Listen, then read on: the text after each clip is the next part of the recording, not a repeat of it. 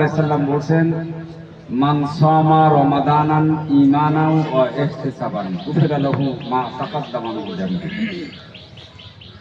যে ব্যক্তি ঈমান এবং ইহতিসাবের সাথে সিয়াম রোজা পালন করলো, আল্লাহ তাআলা তার পূর্বের সকল গুনাহ খাতাকে মাফ করে দিলেন। সবাই বলে সুবহানাল্লাহ। আমার কাছে মনে হয়েছে যে আল্লাহ তাআলা ঈমানদার বান্দা বান্দীদেরকে পছন্দ করেন। এজন্য আল্লাহ বাঁকে বাঁকে বিভিন্ন সময়ে বোনাস এমন এমন সময় দিয়েছেন, যে সময়গুলোতে যদি আমরা সঠিকভাবে ব্যবহার করতে পারি তাহলে নিষ্পাপ হয়ে কবরে দেওয়া যায়। দেখেন, রমজানের শুরুতে বলা হয়েছে যে যে ব্যক্তি একটা নফল ইবাদত করবে সে একটা ফরজ ইবাদতের সমতুল্য সওয়াব পাবে। আর যদি ফরজ ইবাদত করা হয় তাহলে 70টা ফরজ ইবাদতের সমতুল্য একটা ফরজ ইবাদত। এখন আপনার বহু নামাজ কাজা আছে, আপনি যদি মনে করেন যে আমি এই রমজান মাসে আমার সকল কাজা আদায় করবো, তাহলে করা যাবে না? যাবে না। আমি সব জায়গায় ফর্মুলাটা দিয়েছি, যেখানে যেখানে কথা বলেছি যে আমি প্রতি ওয়াক্তের কাজা নামাজটা আদায় করব। আমি ফজরের কাজা আদায় করব, তাহলে 70 দিনের কাজা আদায় হলো। জোহরের কাজ আদায় করব, আসরের কাজ আদায় করব। এইভাবে যদি আমি একটা দিনের কাজ আদায় করি তাহলে আমার 70 দিনের কাজ আদায় হবে। 70 গুণ 30, তাহলে চিন্তা করে দেখেন আমার ম্যাক্সিমাম কাজ আদায় হয়ে যাবে না? এবার আল্লাহ তাআলা মাঝখানে আবার দিয়ে দিয়েছেন লাইলাতুল কদর। লাইলাতুল কদরে খায়রুম মিন আলফি শাহর। কদরের রাতটা হলো ইজিকাল টু 83 বছর 4 মাসের সমতুল্য। সবাই জোরে সোরে বলি সুবহানাল্লাহ। তাহলে ওই কদরের রাতে আমি যে যতগুলো নামাজ পড়বো সব 83 বছর ধরে নামাজ পড়ার সওয়াব আমি পাবো। তাহলে আমার গুনাহ থাকবে বলেন?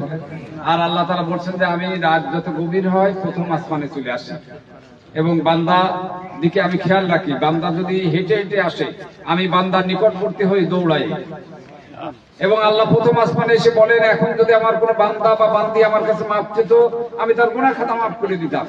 এখন যদি আমার কাছে সে কিছু চেত আমি তার মনের আশা পূরণ করতাম। সবাই বলি সুবহানাল্লাহ। কিন্তু আমরা সেই পরিকল্পনা নিয়ে আমরা চাই না। যদি আমরা ঈমান এবং ইহতিসাবের সাথে রোজা পালন করি এবং প্রতিনিয়ত আল্লাহর কাছে মাপ চাই, আল্লাহ ইচ্ছা করলে আমাদেরকে নিষ্পাপ করে দিতে পারেন। সম্মানিত ভাইরা, আসুন আমরা এই রমজানে যাতে নিষ্পাপ হয়ে মৃত্যুবরণ করতে পারি। আর একটা বিষয় বলি, রমজান মানে রমাদান।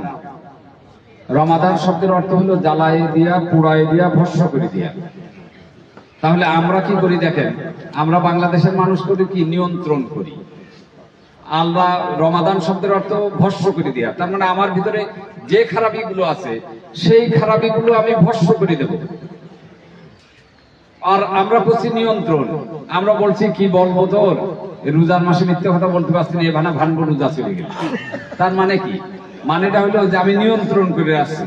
এই রোজার মাসে আমি গান শুনছি না, এই রোজার মাসে আমি সিনেমা দেখছি না, কিন্তু আমি এটা স্থায়ী ভাবে গান শোনা যে খারাপ, এই ব্যাপারে আল্লাহর কাছে পানা চেয়েছে। এর থেকে আমার ভিতর থেকে এই খারাপিটা দূরীভূত করে দেওয়ার জন্য, ভস্ম করে দেওয়ার জন্য আমার কোনো প্ল্যান নেই। আমি কোন রকমে এই মাসটাতে পিছুকে থাকছি। তারপরে দেখা যাবে যে ঈদের দিন থেকে যা তাই আবার দেখেন না, আমাদের যুবক ভাইরা ঈদের দিনে ওই মাঠের মধ্যে একটু কাপড় দিয়ে ঘিরে বিট বাজায়। যারা রোজা রেখেছে 1 মাস তারাই আবার বিট বাজাচ্ছে। তার মানে নিয়ন্ত্রণ করেছিল। আমি উদাহরণস্বরূপ বলি যে একটা বাঁশের কুঞ্চি যদি আগালে ধরে কোনো জায়গায় বেঁধে রাখা হয়, ঘন্টা খানেক পরে ছেড়ে দিলি ওটা তীব্র গতিতে ছুটে আবার যাতা হয়ে যায়। আমাদের ষড়রিপুকে আমরা নিয়ন্ত্রণ করছি, কিন্তু আসলে এখানে নিয়ন্ত্রণ করার কথা না, এটা হচ্ছে ভস্ম করে দেওয়ার কথা। কিভাবে ভস্ম করব? আপনি এই কয়দিনও পারবেন। আপনি আজকেই মনে করেন যে আমার জবান দিয়ে মিথ্যে কথা বেরোয় যায়, মাঝে মাঝে গালি দিই, এটা আসলে আমার ভালো গুণ না, এটা একটা খারাপ দোষ আমার। ঠিক আছে, আমি এইটার ব্যাপারে আল্লাহর সাথে আপনি রাত্রিবেলা সেহরির সময় 2-4 রাকাত নামাজ পড়ে আল্লাহর কাছে বলেন যে আল্লাহ আমার এই দোষটা চলে গেলে আমি অনেকটা ভালো মানুষ হয়ে যাই। তোমার কাছে আমি চোখের পানি ফেলে বলছি তুমি আমার এই দোষ থেকে মুক্ত করো। আল্লাহর কাছে কান্নাকাটা করে পরের দিন থেকে আপনি আপনার জবান কন্ট্রোল করার চেষ্টা করলেন, দেখা যাবে তারপরেও 2টো বেরোয় গেছে। আপনি ওই দিন আবার কাঁদেন, তারপরেও একটা বেরোয় গেছে, সেদিন আবার কাঁদেন, 1 সপ্তাহ ধরে কাঁদেন, এই দোষটা যাবে না? যাবে না? এইভাবে যদি আমরা পহেলা রোজার থেকে আমার ভিতরে যে 15টা দোষ আছে, যে দোষগুলো যদি দূরীভূত হয় তাহলে আমি একজন মুত্তাকি ফার্স্ট ক্লাস ইমানদার হতে পারি। আমি নামাজ পড়ি, আমি মানুষকে ফাঁকি দিইনি, কিন্তু আমার একটা বদ অভ্যাস আছে, আমি মুখ দিয়ে খারাপ কথা বলে ফেলাই। আমার একটা বদ অভ্যাস আছে, আমি একটু গীবত করি। আমার একটা বদ অভ্যাস আছে যে আমি একটু অশ্লীল কথা বলি।